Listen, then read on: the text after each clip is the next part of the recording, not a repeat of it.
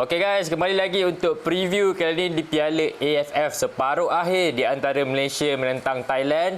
Alhamdulillah, akhirnya Malaysia mencapai sasaran untuk layak ke semifinal dengan skuad yang kita ada ni. Kalau kita tengok Malaysia, Thailand, Indonesia, Vietnam, keempat-empat tim ni layak ke Piala Asia dan empat-empat tim juga layak ke semifinal Piala AFF. Okey, untuk kita cerita pasal Thailand dulu, sebenarnya Thailand dia memulakan langkah, walaupun aku boleh katakan kalau Indonesia, Vietnam, Thailand ni diorang ada juga beberapa key player yang tak ada dalam skuad kali ni. Dia nak berbanding dengan Malaysia, almost aku rasa half word yang tak ada kan. So macam Miki kata, skuad yang kita ada ni tak pernah orang pandang, tapi kalau kita buat kerja ikhlas, kita mampu capai. InsyaAllah ada balasannya. Tak apa, kita tak cerita pasal Malaysia, kita cerita pasal Thailand dulu.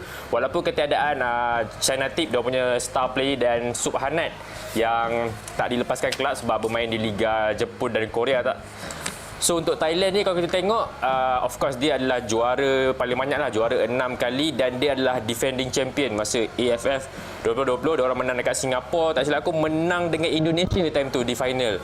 So kalau kita tengok rekod dengan Malaysia ni sebenarnya, walaupun diorang tak ada dua key player tu, tapi diorang punya performa aku rasa still maintain. Walaupun baru-baru awal-awal AFF tu ada isu yang kata Polkin bakal dipecat lah, Polkin dalam radar untuk dibuang. Tapi saya press conference game-game awal Brunei lawan Thailand, aku sempat bertanyakan dekat Polkin apa sebab dia dah menjanjikan sesuatu dekat FA Thailand. Dia kata, aku tanya dia adakah pressure sebab dia dah janjikan sesuatu, mungkin sebagai defending champion, of course sekurang-kurangnya nak ke final. Dia kata of course kalau menjadi jurulatih Thailand ni mesti ada pressure, tapi tekanan tu dah biasa bagi dia. Dia dah deliver benda tu. Kalau kita tengok first game menang 5-0 lawan Brunei, lepas tu menang dengan Filipina 4-0, draw dengan Indonesia 1-1, dan menang dengan Kamboja 3-1.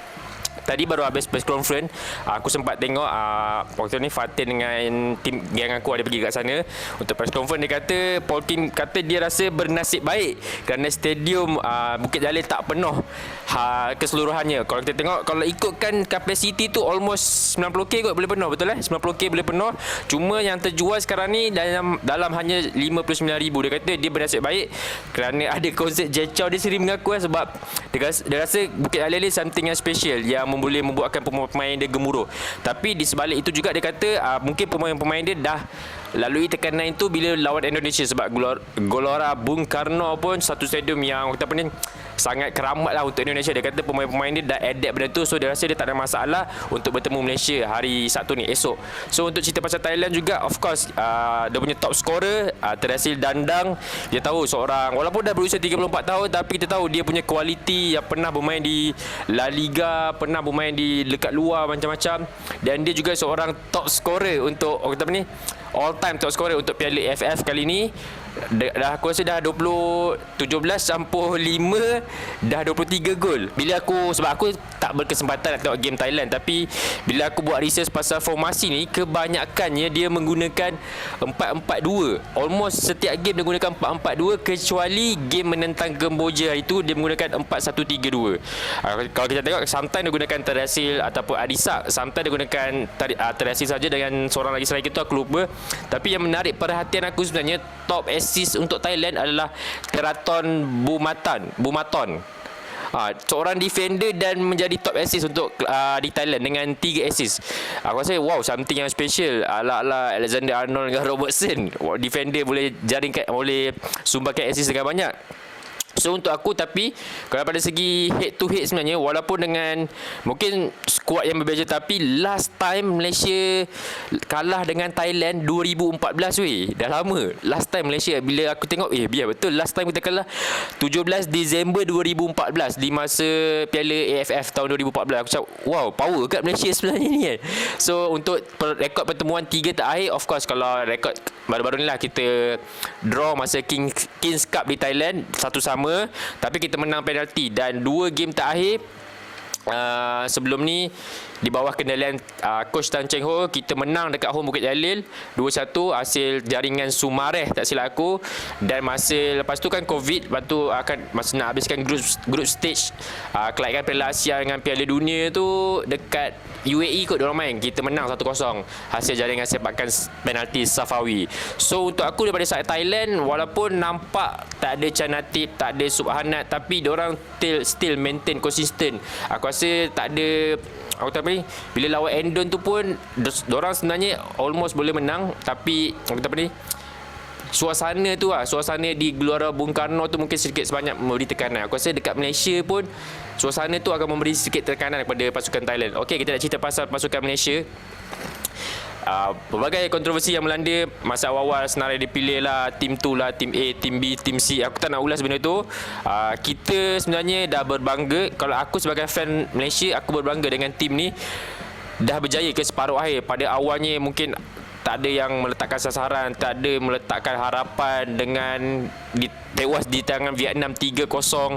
So diorang bangkit menentang Singapura tu, aku boleh cakap tu the best performance dalam Piala AFF ni under Kim Panggun. Kim Panggun ni aku respect dia sebab setiap dengan skuad yang dia ada sekarang ni, dia pun masih, sebab kalau tengok macam Miki sendiri kata masa interview, kalau kita tengok Thailand, Indonesia, Vietnam, kebanyakan player-player ni dah bermain bersama. Diorang tak ada dalam 5-6 orang je, diorang punya key player kan dah bermain bersama, dah almost 2-3 tahun bersama. Tapi skuad Malaysia yang sekarang ni hampir separuh tak ada, dan diorang hanya berkumpul 70%. Okey, untuk skuad Malaysia sekarang ni hampir 70%. Skuad utama tak ada. Aku tak nak cakap skuad utama lah. Hampir 70% masa skuad Piala Asia tu tak ada.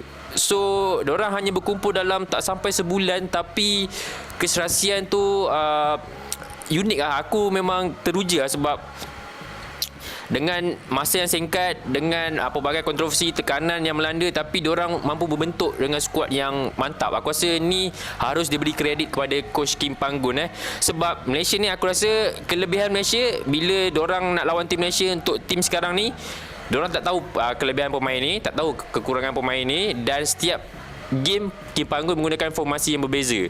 Itu yang aku paling suka sebenarnya.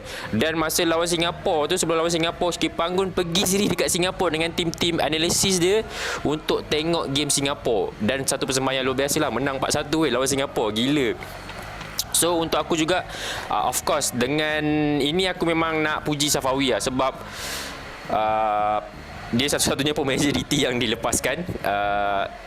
Aku rasa dengan isu yang melanda juga untuk dia, dan setahun dua ni aku rasa ramai dia dikritik hebat dengan performa ni tak menentu lah, dengan masalah-masalah yang melanda. Tapi aku nak puji Safawi yang untuk game ni, masa dua friendly game awal aku macam, apa Safawi macam ni, semua orang kata ni lah tu lah, tapi dalam kempen Piala AFF ni dia dah buktikan dia dah dapat rentak balik. Aku memang salut gila, dan dia pun dah menjadi top assist untuk Piala AFF sekarang ni dengan 5 assist. Nombor 2 tu tadi, apa nama dia, Teratom Bubatom dengan 3 assist. So Safawi 4 game 5 assist. Safawi dulu memang terbaik lah. So aku boleh katakan nadi utama dalam skuad Malaysia sekarang ni, dulu kita memang mengharapkan Miki semata-mata, tapi Safawi dia dah mengubah aku punya pandangan. Miki, Safawi, Stuart Wilkins sebenarnya antara nadi utama dekat bahagian midfield dan attacking. Sebab Stuart Wilkins dengan Miki sekarang ni pun dah menjadi second top scorer di Piala AFF dengan 3 gol, dan Terasi Dandang top scorer utama dengan 5 gol. So aku rasa kalau performance dekat Singapura tu dia mampu membawa sampai ke hari esok, Malaysia akan menang, tak ada masalah untuk aku sebenarnya. So mungkin itu saja untuk review kali ni, sebab aku tak boleh nak cerita banyak. Aku rasa aku tak sabar, aku excited gila nak tengok game esok dengan skuad-skuad yang ada ni. Cuma mungkin aku dengar Kuzaimi PE, Jimmy masih lagi tak boleh diturunkan, sebab aku rasa dia tak boleh main semua game sebenarnya. Dia okay, still recovery lah. Untuk aku, walaupun tinggal hanya 2 center back, Dominic Tan dan Syahrul Afro terlupa. Syahrul Nazim memberi satu gandingan yang baik lah. Walaupun dua-dua muda lagi, dua-dua aku rasa tak lebih 25 lagi, mampu menjadi future centre back untuk Kim Panggun. Dan paling aku suka bila ketiadaan pemain utama ni, dia membuka pool yang baru, pool yang besar untuk Kim Panggun memilih siapa yang layak untuk ke Piala Asia. Aku rasa nanti Kim Panggun sendiri akan pening lah, siapa dia nak bawa 26 pemain ke Piala Asia nanti. So untuk aku yang lain, kalau player lain semua beri Ruven Tieren, what a player lah. Dia naik turun tanpa henti, tanpa penat. Siapa lagi? Quentin Chen itu bermain dengan sangat baik. Brandon Gan also kita tengok dalam sistem Kim Panggun, bila second half dia banyak main dekat centre back. So itu satu benda yang baru aku tengok kan. So macam Litak, walaupun dia seorang midfield, tapi Kim Panggun banyak letakkan dia sebagai seorang right wing. Tapi bila dia seorang right wing yang introvert lah, bila dia akan masuk ke dalam, Sergio Aguero, aku rasa Litak, Sergio Aguero untuk Piala AFF ni, untuk naturalisasi beliau, aku rasa tak ada masalah. Aku rasa diorang still on the radar lah. Still bukan macam bodoh-bodoh je naturalisasi lah. Still ada keperluan kan. So untuk aku tak ada masalah. Untuk prediction aku sebenarnya, Malaysia game ni akan tight, tapi dengan semangat pemain-pemain, dengan tiket pun dah habis, almost 60,000 terjual, aku predict Malaysia akan menang 2-0, membawa bekalan yang 2 gol untuk ke Thailand tu. So macam mana prediction korang? Boleh komen dekat bawah. Jangan lupa Sabtu ni boleh datang dalam ramai stadium. Mungkin kalau tak ada tiket pun datang lah, kita enjoy kan, nak pergi kemeriahan dekat luar stadium. Boleh jumpa kita orang akan buat vlog, akan interview fans juga. Boleh dapatkan stiker-stiker daripada kita orang. Tegur je, kita orang akan bagi stiker. Dan banyak lagi konten-konten menarik untuk tahun 2023 ni. Nampak logo pun dah baru, banyak lagi benda baru. Dan nanti kita akan ada giveaway hari Isnin ni. Nantikan giveaway kasut, baju, macam-macam lagi lah. Kau nantikan je hari Isnin ni video untuk giveaway. Terima kasih untuk support. InsyaAllah kita jumpa next preview akan datang. Ciao guys, Malaysia boleh.